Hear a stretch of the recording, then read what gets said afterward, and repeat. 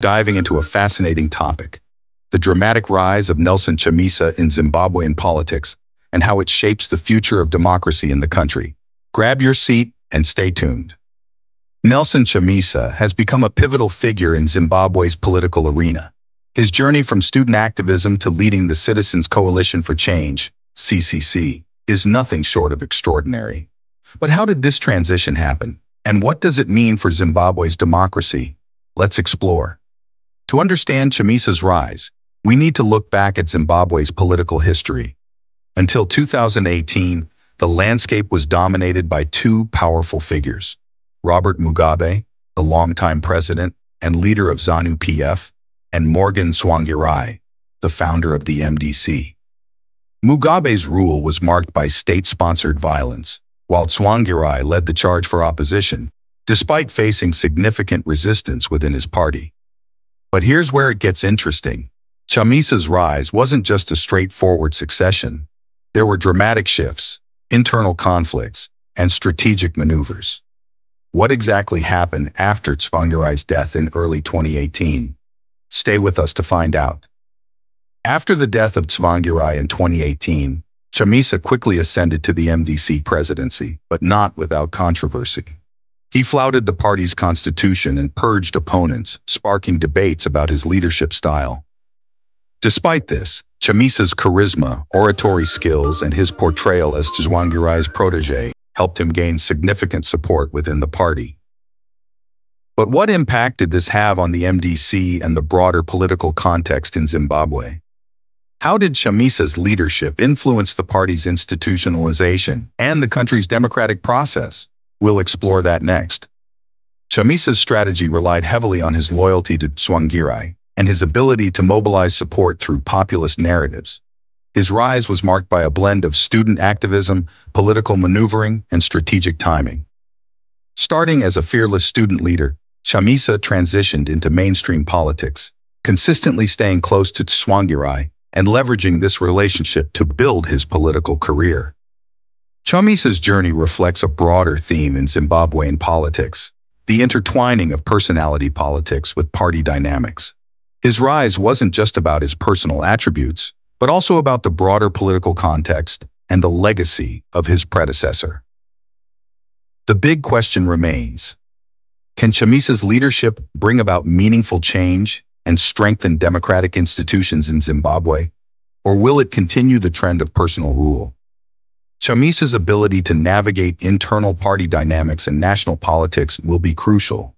The challenge is not just to lead, but to transform the CCC into a more institutionalized and democratic political entity.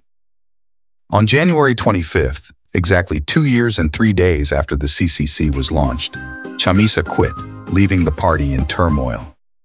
In a 13-page statement, he cited infiltration by ZANU-PF as the primary reason for his departure.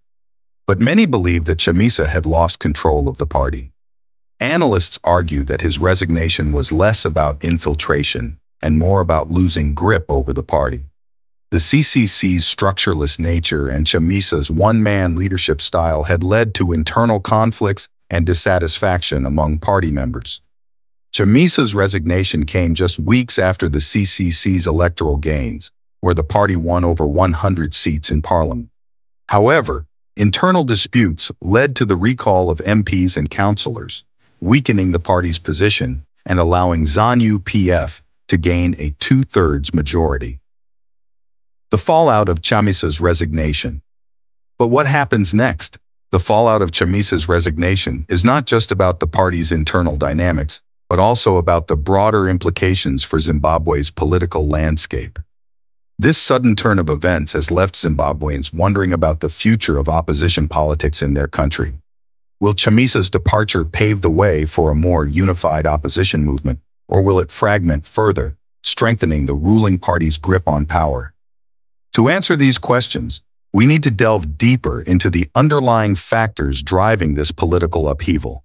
Stay with us as we unravel the complexities of Zimbabwean politics and the intricate web of power struggles. At the heart of Zimbabwe's political turmoil lies a complex interplay of historical legacies, power dynamics, and socio-economic challenges. Understanding these root causes is crucial to deciphering the current crisis. The legacy of colonialism, decades of authoritarian rule under Mugabe, and the struggle for economic stability have shaped Zimbabwe's political landscape.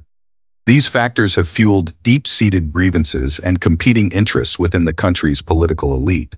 Chamisa's resignation is just the latest chapter in this ongoing saga. But what does it mean for the future of democracy in Zimbabwe? Can the opposition overcome its internal divisions and present a united front against ZANU-PF's dominance? Stay tuned as we explore these pressing questions and shed light on the path forward for Zimbabwean politics. The journey ahead is fraught with challenges, but amidst the chaos, there lies an opportunity for renewal and transformation. As Zimbabweans grapple with the aftermath of Chamisa's resignation, the need for a cohesive and inclusive opposition movement has never been greater. The future of democracy hinges on the ability of political leaders to rise above personal interests and prioritize the needs of the people. From grassroots activism to parliamentary debates, every voice counts in shaping Zimbabwe's democratic future.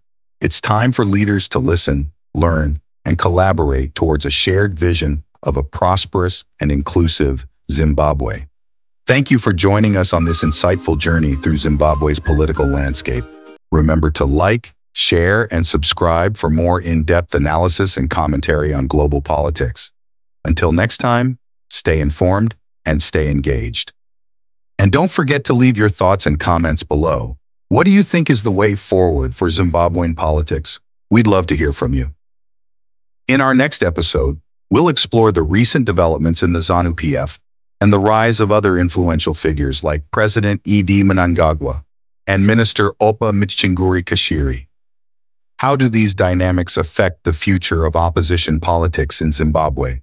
Stay tuned to find out. Until then, keep questioning, keep learning, and stay engaged with the world around you. Goodbye, you, in the next